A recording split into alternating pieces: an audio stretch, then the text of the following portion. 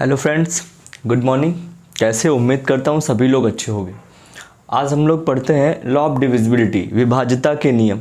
Because हमें math पढ़ने के लिए सबसे इम्पॉर्टेंट होता है कि हमें कैलकुलेशन आनी चाहिए। जितना ज़्यादा कैलकुलेशन आपको आएगी उतना ही ज़्यादा आपको मैथ भी आएगी, क्योंकि मैथ की जो नींव है वो है आपकी कैलकुलेशन। उसके लिए मैं सबसे पहले तो विभाज्यता के सारे नियम पता होने चाहिए, कौन सी डिजिट किस डिजिट से डिवाइड होगी। बिकॉज मान लो बड़ी डिजिट आ रही है, अब हम लोग एक एक करके डिवाइड करेंगे तो टाइम ज़्यादा एक्सपेंड होता है और हमें टाइम की बचत करनी है। देन हम लोग स्टार्ट करते हैं सबसे पहले 2 से विभाज्यता।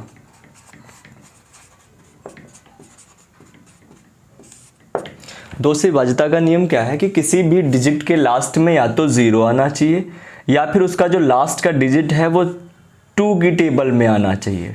2 की टेबल में आना चाहिए। कहने का मतलब है, जैसे मैंने कोई डिजिट लिखी है 4 6 2 8 4, तो इसका लास्ट डिजिट देखिएगा 4 या तो 0 है, नहीं है, बट 2 की टेबल में आ रहा है। इसका मतलब जो ये पूरी डिजिट है वो 2 से डिवाइड होगी। आप चेक कर सकते हैं।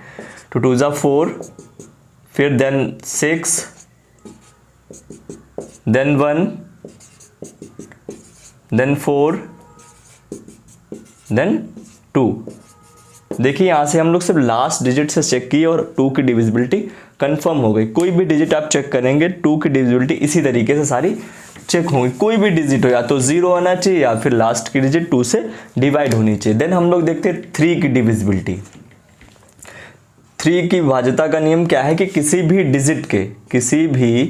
डिजिट के सारे अंकों को ऐड कर लीजिएगा। 5 4 9, 9 0 9, 9 8 17, 17 4 21, 21 5 26, फिर इनको ऐड कर लीजिएगा 6 2 8। अब देखिए कि 8 क्या 3 की टेबल से डिवाइड है?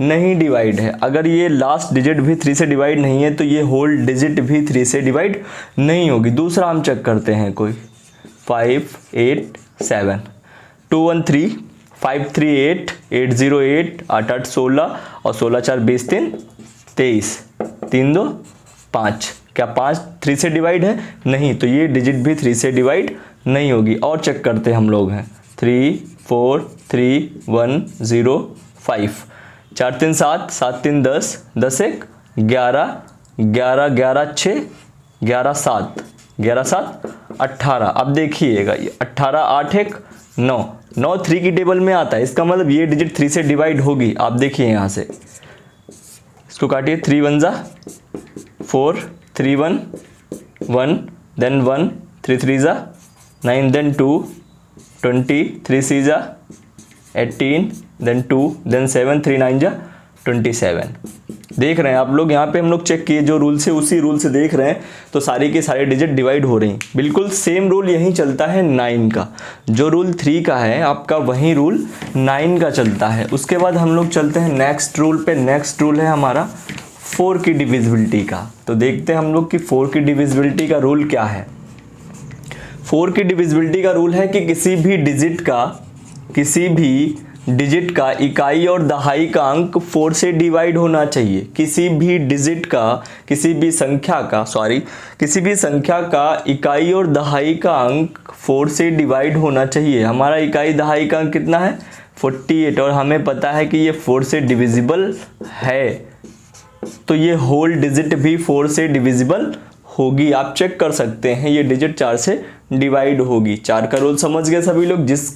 किसी संख्या का इकाई और दहाई का अंक 4 से डिविजिबल होना चाहिए, वो संख्या भी 4 से डिविजिबल होगी। नेक्स्ट रूल पे हम लोग चलते हैं और हमारा नेक्स्ट रूल है 5 की डिविजिबिलिटी का। 5 की डिविजिबिलिटी का रूल बहुत ही सिंपल और सीधा सा है। किसी भी संख्या का लास्ट इकाई का अंक या तो 0 हो और या फिर 5 हो। किसी भी संख्या का इकाई का अंक या तो 0 हो या फिर, ध्यान रखिएगा, इकाई का अंक या फिर 0 हो या तो 5 हो। क्या ये 5 से डिविजिबल है? नहीं। क्यों? क्योंकि इसका लास्ट डिजिट ना तो 0 है और ना ही 5 है। देन दूसरा देखते हैं हम लोग, क्या ये डिविजिबल है? हाँ, क्योंकि इसका इकाई 5 है। इस तरीके से हम लोग 5 की डिविजिबिलिटी को चेक कर सकते हैं। देन हम लोग नेक्स्ट रूल पे पहुंचते हैं और नेक्स्ट रूल है हमारा 6 की डिविजिबिलिटी का। 6 की डिविजिबिलिटी का रूल सिंपल सा है कि वो नंबर जो 3 से भी डिविजिबल हो और 2 से भी डिविजिबल हो, कहने का मतलब 2 से भी डिवाइड हो रही हो, 3 से भी डिवाइड हो रही हो, वो डिजिट 6 से डिवाइड होगी। आपको 2 का भी रूल पता है और 3 का भी रूल पता है, और इन दोनों को रूल लगा के आप उस संख्या को चेक कर सकते हैं कि वो 6 से डिवाइड होगी या नहीं होगी। देन हम लोग पहुंचते हैं 7 की डिविजिबिलिटी पे। सबसे टफ जो है वो 7 रहता है। 7 जो है थोड़ा सा डिफिकल्ट कुछ नहीं, हम लोग आपको एग्जाम्पल लेकर बताते हैं। देखिएगा, जैसे हमको ये संख्या चेक करनी है कि ये 7 से डिविजिबल है या नहीं, तो 7 की डिविजिबिलिटी का रूल होता है कि इकाई, दहाई, सैकड़ा से बनी संख्या, इकाई, दहाई, सैकड़ा से बनी संख्या उस संख्या के बचे हुए अंकों से घटाने पर, उस संख्या के बचे हुए अंकों से घटाने पर, 6 से 2 गया 4, 15 से 6 गए 9 और 6 से 4 गया 2। इकाई, दहाई और सैकड़ा से बनी संख्या उस संख्या के बचे अंकों से घटाने पर जो प्राप्त संख्या है, अगर वो 7 से डिविजिबल है तो ये संख्या भी 7 से डिविजिबल हो। तो हम लोग इसको चेक कर लेते हैं। 7 चौक 28, 1 बचा और 7 दूनी 14। देख रहे हैं हम लोग कि जो इसका डिफरेंस निकल कर आया है, वो डिफरेंस जो है वो 7 से डिविजिबल है, तो ये संख्या भी 7 से डिविजिबल होगी। हम लोग इसको भी चेक कर लेते हैं क्या रूल सही है या नहीं।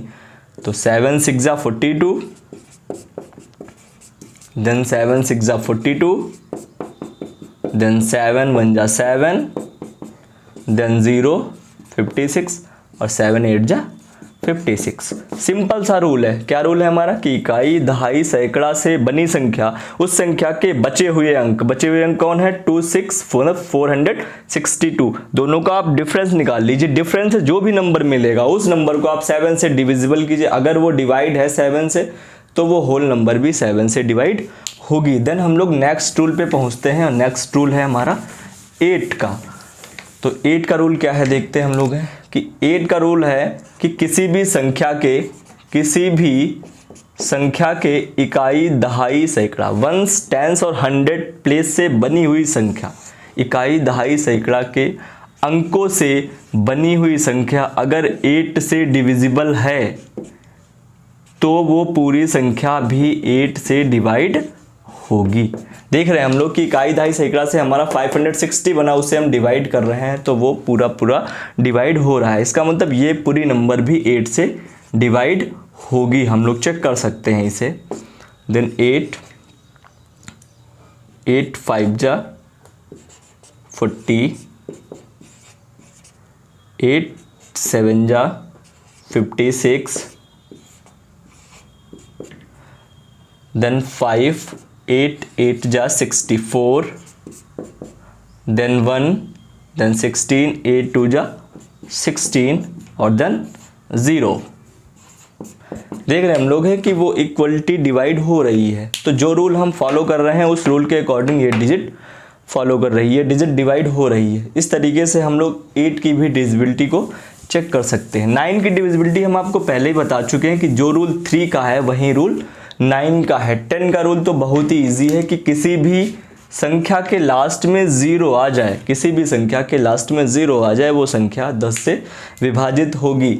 लास्ट रूल है हमारा 11 से डिविजिबिलिटी। तो 11 से डिविजिबिलिटी का रूल है कि किसी भी संख्या के जैसे ये संख्या लिखी हुई, किसी भी संख्या के ऑड और इवन प्लेसेस को ऐड करके, ऑड और इवन प्लेस कौन है, जैसे ये, देन ये, इनको ऐड कर लीजिए। 5 4 9, 9 5 14 और 14 4 18, ठीक है ना। देन ये ऐड कर लीजिएगा 8 6 14, 14 6 20 और 20 7 27। इन दोनों का डिफरेंस निकाल दीजिएगा, तो जो बड़ा है उसे निकाल दीजिएगा। 17 से 8 गए 9। तो जो ये संख्या मिलेगी डिफरेंस के बाद, तो या तो ये 0 होनी चाहिए, या तो ये 11 होनी चाहिए, या तो ये मल्टीपल ऑफ 11 होनी चाहिए, मल्टीपल ऑफ 11। समझ गए। ऑड और इवन प्लेसेस को ऐड करके, पहले चाहे आप ऊपर से चाहे जिसको ऐड कीजिएगा, बट एक एक के गैप पे आप ऐड कीजिएगा, एक नंबर छोड़ दीजिएगा, फिर एक नंबर से आप ऐड कर लीजिए। ऑड और इवन प्लेसेस को ऐड करके उनका डिफरेंस निकाल के, डिफरेंस के बाद जो भी डिफरेंस मिलेगा उस डिफरेंस को आपको चेक करना है। अगर वो 0 मिले या 11 मिले या मल्टीपल ऑफ 11 मिले तो ये नंबर 11 से डिवाइड हो जाएगी। अगर ये नहीं मिलता है तो ये 11 से डिवाइड नहीं होगी। सिंपल सा रूल है 11 का। Thank you. एंड अगर आपको अच्छा लगा हो तो चैनल को सब्सक्राइब